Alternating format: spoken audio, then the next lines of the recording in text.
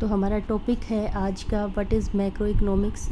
Macro economics से आप क्या समझते हैं, समष्टि अर्थशास्त्र क्या है, इसका स्कोप क्या है, क्षेत्र क्या है इसकी what are the problems and what are the nature of macro economics, प्रकृति क्या है। ये टॉपिक हमारा फर्स्ट टॉपिक है और इस टॉपिक को हम पढ़ने वाले हैं आज। तो सबसे पहले है आपका what is macro economics. Macro economics की जब हम डेफिनेशन की बात करते हैं तो शेफिरो है, गार्डनर है। मैक्रो इकोनॉमिक्स को हिंदी में कहा जाता है समष्टि अर्थशास्त्र। मैक्रो मतलब बिग, लार्ज। तो इकोनॉमिक्स के जो दो बेस पिलर है जो मिलकर इकोनॉमिक्स को कंप्लीट करते हैं, एक है माइक्रो इकोनॉमिक्स और एक है मैक्रो इकोनॉमिक्स। माइक्रो इकोनॉमिक्स में जो है हम अर्थशास्त्र की छोटी छोटी इकाइयों का अध्ययन करते हैं और उन छोटी छोटी व्यक्तिगत इकाइयों का जो अध्ययन है, जैसे एक कंज्यूमर है, उपभोक्ता है, या एक फर्म है, वो किस प्रकार से है, एक वस्तु है, एक वस्तु की कीमत किस प्रकार से निर्धारित होती है, कौन कौन से तत्व हैं जो एक वस्तु के उत्पादन को प्रभावित करते हैं, एक जो फर्म है वो किस प्रकार से उत्पादन करती है, किन किन नियमों का पालन करती है। यानी कि जो आधारभूत इकाइयाँ हैं अर्थशास्त्र की, उन इकाइयों का व्यवहार जो है वो हम माइक्रो इकोनॉमिक्स यानी कि व्यष्टि अर्थशास्त्र के अंतर्गत पढ़ते हैं। जबकि समष्टि अर्थशास्त्र क्या है कि उन इकाइयों का जो सामूहिक रूप से, एग्रीगेट रूप से जो व्यवहार होता है और वो किस प्रकार से समग्र रूप से व्यवहार विभिन्न तत्वों को प्रभावित करता है, वो हम मैक्रो इकोनॉमिक्स के अंतर्गत पढ़ते हैं। इसलिए मैक्रो इकोनॉमिक्स को हम मैक्रो जो शब्द है वो लार्ज, ग्रीक वर्ड से लिया गया है लार्ज। इसका मतलब होता है बिग, एग्रीगेट्स, लार्ज जो है इसका अर्थ होता है। और इसका मतलब है कि जो व्यक्तिगत इकाइयाँ हमने माइक्रो इकोनॉमिक्स में पढ़ी थी, वो जब सामूहिक रूप से मिल जाती हैं तो वो किस प्रकार से अध्ययन करती हैं, वो काम करती हैं। और उन इकाइयों का जब हम सामूहिक रूप से अध्ययन करते हैं तो वो समष्टि अर्थशास्त्र यानी कि मैक्रो इकोनॉमिक्स कहलाता है। यानी कि इकोनॉमी एज ए होल जब हम अध्ययन करते हैं तो वो मैक्रो इकोनॉमिक्स कहलाता है। मैक्रो शब्द से लिया गया है। शेफिरो इसकी डेफिनेशन देते हैं। शेफिरो हैं और केन्स हैं और एडम स्मिथ है। ये बहुत सारे अर्थशास्त्री हैं जो मैक्रो इकोनॉमिक्स के ऊपर जिन्होंने काम किया है और अपने विचार दिए हैं। शेफिरो उनमें सबसे पहला नाम है। तो वो कहते हैं, उन्होंने डेफिनेशन दी है कि macro economics is economy related to whole economy. जो एक पूरी इकोनॉमी के संपूर्ण कार्यकरण से संबंधित है वो मैक्रो इकोनॉमिक्स कहलाती है। गार्डनर इसकी डेफिनेशन देते हुए कहते हैं कि समष्टि अर्थशास्त्र का संबंध ऐसे चरों से है जैसे अर्थव्यवस्था में उत्पादन की कुल मात्रा, इसके संसाधनों का किस सीमा तक उपयोग किया जाता है, राष्ट्रीय आय का आकार तथा सामान्य कीमत स्तर। अर्थात macro economics concern with such variables as the aggregate volume of the output of an economy, with the extent to which its resources are employed, with the size of national income, with the general price level। उसके बाद M.H. Spencer इसकी definition देते हैं। इन्होंने भी इसी बात को कहा है थोड़ा विस्तृत रूप से कि समष्टि अर्थशास्त्र का संबंध समस्त अर्थव्यवस्था और उसके बड़े बड़े क्षेत्रों से है। इसके अंतर्गत ऐसी समस्याओं का अध्ययन किया जाता है जैसे बेरोजगारी का स्तर, मुद्रास्फीति के दर, राष्ट्र का कुल उत्पादन तथा अन्य विषय जिनका संपूर्ण अर्थव्यवस्था के लिए महत्व होता है। Macroeconomics is concern with the economy as a whole और a large segment of it. In macroeconomics, attention is focused on such problems as the level of unemployment, rate of inflation, the nation's total output and other matter of economy wide significance. तो ये सारे जो तत्व हैं इनका अध्ययन हम macro economics के अंतर्गत करते हैं। तो मैक्रो इकोनॉमिक्स की जब हम बात करते हैं तो मैक्रो इकोनॉमिक्स में हम किन किन बातों का अध्ययन करते हैं, इसका हम उन सारे आर्थिक तत्वों का अध्ययन करते हैं वो पूर्ण अर्थव्यवस्था के स्तर पर। यानी कि हम यहाँ पर केवल मांग की बात नहीं करते, हम एग्रीगेट डिमांड की, समग्र मांग की बात करते हैं, पूर्ति की बात नहीं करते बल्कि समग्र पूर्ति की बात करते हैं। इसी प्रकार से यहाँ पर हम रोज़गार की बात करते हैं, पॉवर्टी की बात करते हैं, इसमें हम नेशनल इनकम की बात करते हैं, अनएम्प्लॉयमेंट की बात करते हैं तो ये सारे जो तत्व हैं, यहाँ पर एक व्यक्तिगत इकाई से, एक परिवार की बात से ना लेकर हम एक समग्र पूरी अर्थव्यवस्था के अंदर जितने भी परिवार हैं, एक कंज्यूमर की बात ना लेकर सभी कंज्यूमर्स का, जितनी भी पॉपुलेशन है उन सभी कंज्यूमर्स का सामूहिक रूप से व्यवहार का अध्ययन जो है वो हम एग्रीगेट डिमांड के मैक्रो इकोनॉमिक्स के अंतर्गत करते हैं। इसमें कोई संदेह नहीं कि व्यष्टि अर्थशास्त्र में व्यक्तिगत इकाइयों का अध्ययन किया जाता है, किंतु इसका यह अर्थ नहीं है कि इसमें व्यक्तिगत इकाइयों से संबंधित समुच्चयों का अध्ययन नहीं किया जाता, यानी कि इसमें व्यक्तिगत इकाइयों का भी किया जाता है, लेकिन इसमें मुख्य तौर पर अर्थव्यवस्था की जो बड़ी इकाइयां हैं, सामूहिक इकाइयां हैं, उनका अध्ययन किया जाता है। उसके बाद बात आती है कि समष्टि अर्थशास्त्र कैसे व्यष्टि अर्थशास्त्र से भिन्न है। सबसे पहला जो डिफरेंस है वो डिग्री ऑफ एग्रीगेशन का है। व्यष्टि अर्थशास्त्र में छोटी इकाइयों का अध्ययन किया जाता है, सिंगल इकोनॉमिक यूनिट्स का अध्ययन किया जाता है, जबकि मैक्रो इकोनॉमिक्स के अंदर एग्रीगेट यूनिट्स का इकट्ठा किया जाता है। उन सिंगल इकोनॉमिक यूनिट्स को इकट्ठा करके जब उनका व्यवहारिक अध्ययन इकाइयाँ बनती हैं, उनका अध्ययन इसके अंतर्गत किया जाता है। उसके बाद अध्ययन का केंद्र का अर्थ है कि फोकस ऑफ द स्टडी क्या है। तो व्यष्टि अर्थशास्त्र के अध्ययन का केंद्र साधनों के अनुकूलतम बंटवारे से संबंधित सिद्धांतों, समस्याओं और नीतियों का अध्ययन है। यानी कि जो माइक्रो इकोनॉमिक्स है, माइक्रो इकोनॉमिक्स में हम ऑप्टिमम यूटिलाइजेशन ऑफ रिसोर्सेज की बात करते हैं एक कंज्यूमर के हिसाब से, एक फर्म के हिसाब से, जबकि हम समष्टि अर्थशास्त्र में, मैक्रो इकोनॉमिक्स में हम पूरी अर्थव्यवस्था के अंदर जितने भी रिसोर्सेज हैं उनके डिस्ट्रीब्यूशन की बात करते हैं। What to produce, how to produce, for whom to produce. तो विषय वस्तु जो अध्ययन का केंद्र है माइक्रो इकोनॉमिक्स के अंदर एक इकाई होती है, एक इकोनॉमिक यूनिट रहती है, जबकि आपकी मैक्रो इकोनॉमिक्स में समस्त संसाधनों का, समस्त अर्थव्यवस्था, पूरी अर्थव्यवस्था के अंदर जो विभिन्न इकाइयाँ हैं, फर्म्स हैं, उनके बीच में संसाधनों का डिस्ट्रीब्यूशन किस प्रकार से किया जाएगा, साधनों को रोज़गार पर किस प्रकार से लगाया जाएगा, तो इन सभी बिंदुओं का अध्ययन किया जाता है। यानी कि focus of the study in the micro economics is limited distribution, optimum distribution of resources है, जबकि आपका मैक्रो इकोनॉमिक्स के अंतर्गत क्या है, इसमें अर्थव्यवस्था में कंप्लीट जो हूल रिसोर्सेज हैं उनके डिस्ट्रीब्यूशन को लेकर बात की जाती है, उनसे संबंधित जो भी सिद्धांत होते हैं, समस्याएं होती हैं, उनका अध्ययन किया जाता है। उसके बाद विषय वस्तु का मूल अंतर होता है। विषय वस्तु होता है कि इसके अंतर्गत हम किन किन विषयों का अध्ययन करते हैं। व्यष्टि अर्थशास्त्र और समष्टि अर्थशास्त्र में मूल अंतर बताते हुए प्रोफेसर जी थिमैया कहते हैं कि व्यष्टि अर्थशास्त्र में समस्याओं का मुख्य निर्धारक तत्व प्राइस होता है। वहाँ पर हम डिमांड थ्योरी जब करते हैं तो प्राइस डिटर्मिनेशन की बात करते हैं कि किस प्रकार से एक वस्तु का या एक साधन का कीमत निर्धारण होता है, उसका मांग और पूर्ति पक्ष होते हैं, बाजार में किस प्रकार से उन वस्तुओं, किसी भी वस्तु का कीमत निर्धारण किया जाता है। तो इसके केंद्र में जो है कीमत होती है और मात्रा होती है किसी भी वस्तु की, जबकि समष्टि अर्थशास्त्र के अंदर मुख्य निर्धारक तत्व राष्ट्रीय आय होती है, नेशनल इनकम होती है। नेशनल इनकम का डिटर्मिनेशन किस प्रकार से किया जाता है, निर्धारण किस प्रकार से किया जाता है, उसका डिस्ट्रीब्यूशन किस प्रकार से किया जाता है, उसको प्रभावित करने वाले तत्व कौन से होते हैं, उसको किस प्रकार से बढ़ाया जा सकता है, कुल उपभोग, कुल निवेश, कुल मांग, इन सब का, कुल बचत आदि तत्वों का राष्ट्रीय आय में किस प्रकार से योगदान है, क्या उनकी भूमिका रहती है, रोल क्या है उनका, और वो किस प्रकार से राष्ट्रीय आय को बढ़ाने में काम करती हैं। उसके बाद है अध्ययन की विधियाँ।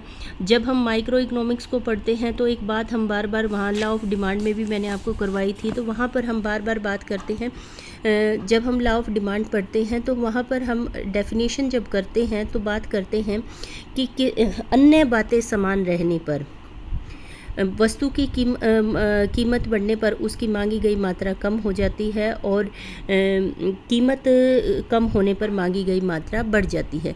तो उसमें जब हम मान्यताएं करते हैं, अजम्पशंस करते हैं, डेफिनेशन करते हैं, तो हम कहते हैं कि अन्य बातें समान रहने पर, इसको हम पार्शियल इक्विलिब्रियम के नाम से जानते हैं इन अवस्था को, कि हमने अज्यूम कर लिया कि बाकी सभी तत्व क्या रहेंगे, स्थिर रहेंगे। तो इसको हम आंशिक संतुलन या पार्शियल इक्विलिब्रियम के नाम से बात करते हैं। लेकिन जब हम मैक्रो इकोनॉमिक्स की बात करते हैं तो वहाँ पर जनरल इक्विलिब्रियम की बात करते हैं, कुल मांग कुल पूर्ति की बात करते हैं, इनके आपस में निर्भरता की बात करते हैं। तो सभी तत्वों में एक साथ परिवर्तन होता है, तो वहाँ पर जो इक्विलिब्रियम होता है वो जनरल इक्विलिब्रियम होता है। वहाँ पर हम इस तरह की कोई भी अजम्पशन नहीं करते कि अन्य बातें समान रहने पर। हालांकि उसमें कुछ चीज़ों को हम मानते हैं कि जब हम मैक्रो इकोनॉमिक्स पढ़ रहे होते हैं तो हम ये मानकर चलते हैं कि जो माइक्रो इकोनॉमिक यूनिट्स हैं उनका बिहेवियर स्थिर रहेगा, तो इसलिए इसे क्वासी जनरल इक्विलिब्रियम की स्थिति कहा जाता है। मान्यताओं का समूह, सेट ऑफ अजम्पशंस। व्यष्टि अर्थशास्त्र तथा समष्टि अर्थशास्त्र विभिन्न मान्यताओं के समूह पर आधारित है। व्यष्टि अर्थशास्त्र में प्रायः यह मान लिया जाता है कि देश में पूर्ण रोजगार की स्थिति पाई जाती है। कुल उत्पादन कुल व्यय को भी स्थिर मान लिया जाता है। इन मान्यताओं के आधार पर यह जानने का प्रयत्न किया जाता है कि संसाधनों का अनुकूलतम बंटवारा, ऑप्टिमम एलोकेशन कैसे होता है, कैसे विभिन्न आर्थिक इकाइयाँ संतुलन की स्थिति को प्राप्त करती हैं। इसके विपरीत समष्टि अर्थशास्त्र की यह सामान्य मान्यता है कि संसाधनों का बंटवारा अनुकूलतम होता है। इस मान्यता के आधार पर यह जानने का प्रयत्न किया जाता है कि कैसे राष्ट्रीय संसाधनों को पूर्ण रोजगार प्राप्त हो सकता है। तो यहाँ पर जो माइक्रो और मैक्रो इकोनॉमिक्स की बात है, असल में ये एक दूसरे के पूरक हैं, ये दोनों अंतर नहीं हैं। बस हम इसको कह सकते हैं कि माइक्रो इकोनॉमिक्स में हम व्यक्तिगत इकोनॉमिक इकाइयों की बात करते हैं, लेकिन मैक्रो इकोनॉमिक्स में हम ये मानकर चलते हैं कि माइक्रो इकोनॉमिक्स के जो वेरिएबल्स हैं, जो यूनिट्स हैं, वो स्थिर रहती हैं, जबकि जब हम मैक्रो इकोनॉमिक्स का अध्ययन करते हैं तो माइक्रो और मैक्रो असल में एक दूसरे के पूरक हैं। माइक्रो व्यवहार मिलकर ही मैक्रो व्यवहार की प्रक्रिया को निर्धारित करता है। अतः कई बार ऐसा प्रतीत होता है कि जैसे एक आर्थिक क्रिया में व्यक्तिगत दृष्टिकोण में परिवर्तन हो रहा है, किंतु समुच्चय एग्रीगेट दृष्टिकोण में उसमें स्थिरता पाई जाती है। तो ये दोनों अलग अलग नहीं हैं, बल्कि ये एक दूसरे से जुड़ी हुई शाखाएं हैं। उसके बाद बात करते हैं स्कोप की बात। सेकंड पॉइंट आता है इसी में, what is the scope of macro economics. Macro economics के स्कोप की बात करते हैं। जब हम किसी भी विषय के स्कोप या क्षेत्र की बात करते हैं तो इसका मतलब होता है कि इसके अंतर्गत हम किन किन विषयों के बारे में अध्ययन करने वाले हैं, तो किन किन बातों के बारे में हम अध्ययन करने वाले हैं, इसकी टॉपिक्स क्या रहेंगे, इसके कंटेंट क्या रहेंगे। तो मैक्रो इकोनॉमिक्स के जो टॉपिक हैं, सबसे पहले हम नेशनल इनकम का पढ़ते हैं, राष्ट्रीय आय क्या होती है, इसके डिफरेंट एस्पेक्ट्स क्या होते हैं, इसके विभिन्न तत्व क्या हैं, इसको मापने की विभिन्न इकाइयाँ क्या हैं, कैसे इसको मेजरमेंट किया जाता है। सेकंड आता है, इसमें हम रोज़गार का थ्योरी ऑफ एम्प्लॉयमेंट करते हैं। थ्योरी ऑफ एम्प्लॉयमेंट में हम रोज़गार क्या होता है, रोज़गार का निर्धारण कैसे होता है, इसको कैसे बढ़ाया जा सकता है, इसको प्रभावित करने वाले जो तत्व हैं, कुल निवेश, कुल मांग, कुल बचत, तो इनका परस्पर संबंध कैसे होता है वो हम इसके अंतर्गत पढ़ते हैं। उसके बाद मुद्रा का सिद्धांत, मुद्रा की मांग तथा पूर्ति में होने वाले परिवर्तनों का रोज़गार के स्तर पर काफ़ी असर पड़ता है।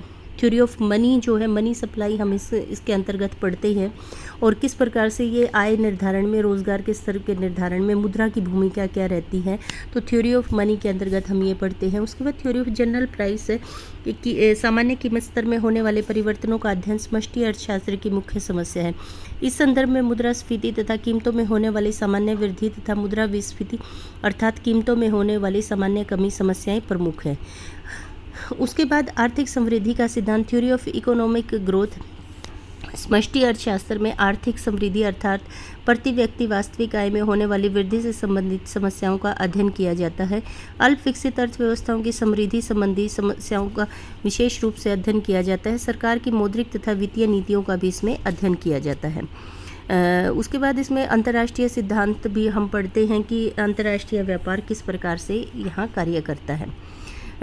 तो अंतर्राष्ट्रीय व्यवहार पढ़ते हैं, थ्योरी ऑफ मनी पढ़ती हैं, थ्योरी ऑफ एम्प्लॉयमेंट पढ़ते हैं, थ्योरी ऑफ इनकम डिटर्मिनेशन पढ़ते हैं। इसके अलावा हम इसमें जनरल प्राइस लेवल पढ़ते हैं, इकोनॉमिक ग्रोथ पढ़ते हैं। तो ये सिद्धांत जो है मिलकर पूरी मैक्रो इकोनॉमिक्स का निर्माण करते हैं, विषय वस्तु का, सामग्री का निर्माण करते हैं। उसके बाद है एक अर्थव्यवस्था के अंदर समष्टि अर्थशास्त्र की समस्याएं क्या हैं। ये समस्याएं भी इसके क्षेत्र का एक भाग है। समस्याएं जो है माइक्रो इकोनॉमिक्स में हम पढ़ते थे कि किसी भी वस्तु का उत्पादन कैसे करना है, उस वस्तु की उत्पादन में विभिन्न साधनों का बंटवारा किस प्रकार से करना है, उसकी कीमत निर्धारण कैसे की जाएगी, किसी भी उपभोक्ता द्वारा किसी भी वस्तु की मांग कैसे की जाएगी, वो अपनी आय का वितरण किस प्रकार से करेगा, डिफरेंट कमोडिटीज़ पर अपनी आय का वितरण, थ्योरी ऑफ कंज्यूमर बिहेवियर में हम यही पढ़ते हैं। तो जब हम मैक्रो इकोनॉमिक्स के अंदर हम बात करते हैं तो मैक्रो इकोनॉमिक्स में बात आती है कि मैक्रो इकोनॉमिक्स में हम किन समस्याओं को एड्रेस करते हैं, मुख्य तौर पर किन को हम टारगेट करते हैं। तो इसके अंतर्गत हमारा सबसे पहला जो ऑब्जेक्टिव रहता है मैक्रो इकोनॉमिक्स का वो है समृद्धि तथा विकास, ग्रोथ तथा डेवलपमेंट। सबसे पहला जो ऑब्जेक्टिव रहता है मैक्रो इकोनॉमिक्स का कि मैक्रो इकोनॉमिक्स क्यों पढ़ते हैं हम। मैक्रो इकोनॉमिक्स का मुख्य उद्देश्य होता है कि अर्थव्यवस्था के अंदर इस प्रकार से नीतियों का निर्माण करना, समस्याओं को समझकर जिससे अर्थव्यवस्था का विकास किया जा सके और अर्थव्यवस्था को की आय को बढ़ाया जा सके। उसके बाद दूसरी जो समस्या होती है रोज़गार को बढ़ाना अर्थव्यवस्था की एक बहुत बड़ी समस्या है, क्योंकि जो मैक्रो इकोनॉमिक्स होती है अगर हम उसकी बात करते हैं तो basically it is related to public finance. Government की जो पॉलिसीज़ होती हैं, रिसोर्सेज का डिस्ट्रीब्यूशन होता है, राजकोषीय नीति है, मौद्रिक नीति है, तो इनका मुख्य उद्देश्य होता है राष्ट्र को का विकास करना ताकि वहाँ पे रहने वाले लोगों का विकास किया जा सके, उनके कल्याण में वृद्धि की जा सके। तो कल्याण में वृद्धि करने के लिए उनको रोज़गार देना बहुत आवश्यक है। तो रोज़गार में वृद्धि करना, क्या विभिन्न प्रक्रिया रहेंगी, बेरोज़गारी होती क्या है, कैसे इसका कारण क्या रहता है और किस प्रकार से यह लोगों के कल्याण को प्रभावित करती है।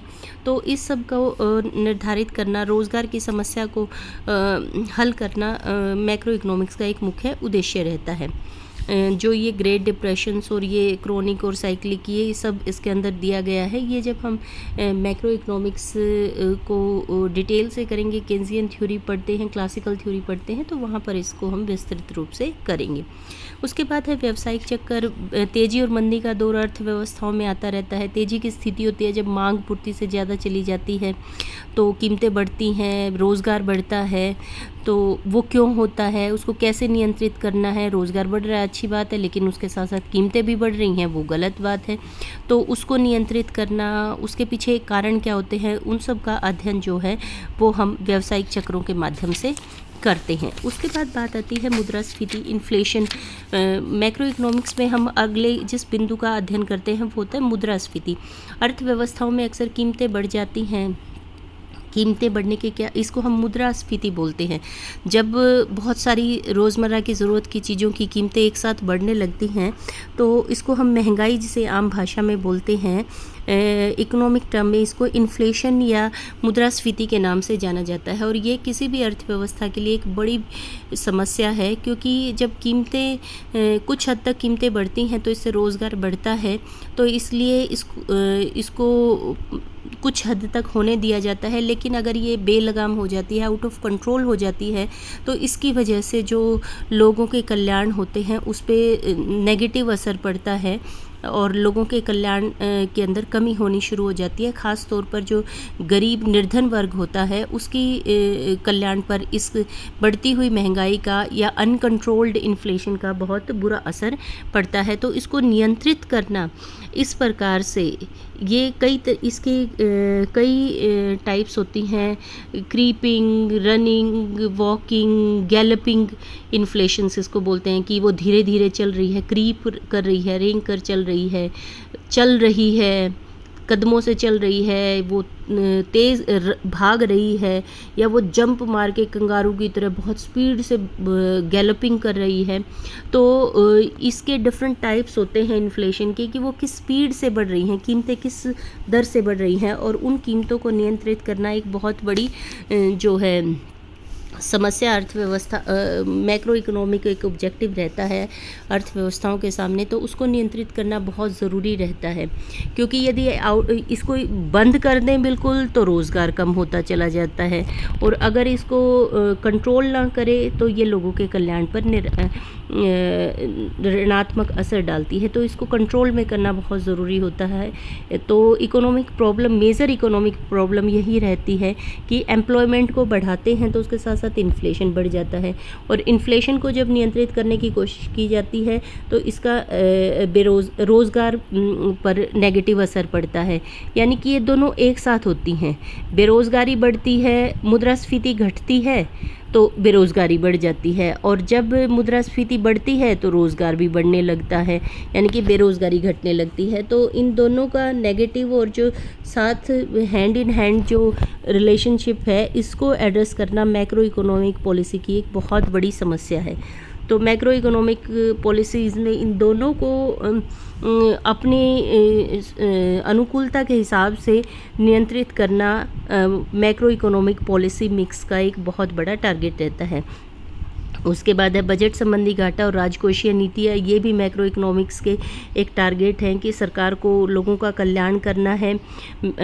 जो आपकी लोकतांत्रिक सरकारें हैं, लोकतांत्रिक सरकारों का मुख्य उद्देश्य रहता है लोगों के कल्याण में वृद्धि करना। कल्याण में वृद्धि कब होगी? जब टैक्स उनसे कम लिए जाएं और उनको ग्रांट्स, एड्स और मदद ज़्यादा से ज़्यादा दी जाए। अब सरकार जो मदद, एड, ग्रांट्स के माध्यम से देती है, उसके लिए सरकार को पैसा चाहिए होता है। वो कहाँ से आता है? टैक्स से आता है। तो टैक्स गवर्नमेंट की आय का साधन होता है। सरकार के द्वारा जितनी भी मदद और खर्च किए जाते हैं वो सरकार की व्यय का हिस्सा होता है। तो आय और व्यय का ये जो हिस्सा होता है, इन दोनों का डिफरेंस बजट घाटा कहलाता है, जब आय कम और व्यय ज़्यादा होता है। वैसे तो डेमोक्रेटिक लोकतांत्रिक सरकारों के लिए घाटा, बजट ये घाटा जो है अच्छा माना जाता है कि सरकार जो है लोगों से टैक्स कम ले रही है और लोगों का कल्याण में वृद्धि ज़्यादा कर रही है, उनके ऊपर खर्च पब्लिक एक्सपेंडिचर के रूप में ज़्यादा कर रही है। लेकिन जो पिछले इकोनॉमिक एक्सपीरियंसेस रहे हैं, उनसे ये पाया गया कि ये जो बजटीय घाटा होता है, कई बार ये सीमा से ज़्यादा बढ़ जाता है और इसका अर्थव्यवस्था पर धनात्मक प्रभाव होने के बजाय ऋणात्मक प्रभाव होना शुरू हो जाता है। तो इस राजकोषीय घाटे को नियंत्रण में रखना भी अति आवश्यक है। लोगों के कल्याण के लिए खर्च करना ज़रूरी है, लेकिन घाटे को नियंत्रित करना भी एक मैक्रो इकोनॉमिक प्रॉब्लम है। उसके बाद है ब्याज दरें और मौद्रिक नीति। जो मैक्रो इकोनॉमिक्स है, मैक्रो इकोनॉमिक्स में अर्थव्यवस्था को नियंत्रित करने के लिए, उसका प्रबंधन करने के लिए दो नीतियां प्रयोग की जाती हैं। एक राजकोषीय नीति होती है जो कि सरकार के द्वारा प्रयोग की जाती है, जिसके अंतर्गत टैक्स लगाया जाता है और पब्लिक एक्सपेंडिचर, सार्वजनिक व्यय के माध्यम से अर्थव्यवस्था में मौद्रिक तत्वों को नियंत्रित किया जाता है। फाइनेंशियल तत्वों को, जिसे हम कहते हैं निवेश को, बचत को, उपभोग को। और दूसरी जो नीति होती है वो होती है मौद्रिक नीति। मौद्रिक नीति रिजर्व बैंक के द्वारा अप्लाई की जाती है, जिसके अंतर्गत अर्थव्यवस्था के अंदर मुद्रा की पूर्ति और मुद्रा की मांग के रूप में अर्थव्यवस्था को नियंत्रित किया जाता है, प्रबंधन किया जाता है। तो अर्थव्यवस्था का जो मुख्य उद्देश्य है मैक्रो इकोनॉमिक पॉलिसी है, उसके हिसाब से मैक्रो इकोनॉमिक पॉलिसी के हिसाब से किसी भी अर्थव्यवस्था के मुख्य जो मैक्रो इकोनॉमिक टारगेट्स हैं, ऑब्जेक्टिव्स हैं, उद्देश्य हैं, वो 4 हैं। सबसे पहले राष्ट्रीय आय को बढ़ाना, पहला जो है राष्ट्रीय आय को बढ़ाना तथा आर्थिक विकास में बढ़ोतरी करना। दूसरा है रोज़गार को बढ़ाना, बेरोज़गारी को कम करना। तीसरा जो है मुद्रास्फीति को नियंत्रित करना। और चौथा जो उद्देश्य रहता है मैक्रो इकोनॉमिक ऑब्जेक्टिव जो रहता है वो है आय की असमान वितरण को कम करना। तो इन चारों उद्देश्यों की प्राप्ति के लिए सरकार और रिजर्व बैंक केंद्रीय बैंक जो होता है, सेंट्रल बैंक होता है, वो नीतियों का मिक्स बनाता है। तो उन नीतियों के मिक्स के कारण जो है इसे हम मौद्रिक नीति और राजकोषीय नीति, इनका अध्ययन करना बहुत आवश्यक है, जो कि मैक्रो इकोनॉमी में हम करते हैं। तो मौद्रिक नीति के माध्यम से क्या होता है कि ब्याज की दरों द्वारा अर्थव्यवस्था में लोगों की मांग और पूर्ति के व्यवहार को नियंत्रित किया जाता है। ब्याज दरों से ज़्यादा बढ़ जाता है तो ये निवेश को नेगेटिवली अफेक्ट करता है। निवेश अगर कम हो जाता है तो इसका सीधा सा असर रोज़गार पर पड़ता है। रोज़गार कम हो जाएगा, उत्पादन कम हो जाएगा, राष्ट्रीय आय कम हो जाएगी। और अगर ब्याज की दर को कम कर दिया जाता है तो निवेश तो बढ़ता है, लेकिन इसकी वजह से इन्फ्लेशन बढ़ने के चांसेस काफ़ी रहते हैं, क्योंकि लोगों के पॉकेट में पैसा आ जाता है, वो बाज़ार में खड़े होकर सामान मांगना शुरू कर देते हैं। मेन प्रॉब्लम जो होती है वो ये होती है कि इनका जो इम्प्लीमेंटेशन टाइम होता है, इनका जो असर अर्थव्यवस्था पर दिखता है घटाने का या बढ़ाने का, उसकी स्पीड और उनकी जो प्रोपोर्शन होती है वो अलग अलग होती है, जिसकी वजह से जब तक डिज़ायर्ड रिज़ल्ट आते हैं उसके साथ में खतरा ये रहता है कि अनडिज़ायर्ड रिज़ल्ट्स पहले ना आ जाए। उसके बाद लास्ट है आपका समष्टिक अर्थशास्त्र, लक्ष्य तथा उपकरण, टारगेट्स और इंस्ट्रूमेंट्स जो हैं मैक्रो इकोनॉमिक पॉलिसी के क्या रहेंगे। जैसा कि मैंने आपको बताया कि मैक्रो इकोनॉमिक्स पॉलिसी के जो टारगेट्स होते हैं, ऑब्जेक्टिव होते हैं, वो 4 हैं। सबसे पहले राष्ट्रीय आय को बढ़ाना और आर्थिक विकास को करना, दूसरा बेरोज़गारी कम करना, तीसरा जो है मुद्रास्फीति को नियंत्रित करना, और चौथा जो है आय की असमानता को कम करना। आय की असमानता को कम मौद्रिक नीति और राजकोषीय नीति, इन दोनों की मदद से किया जाता है। उसके बाद है कि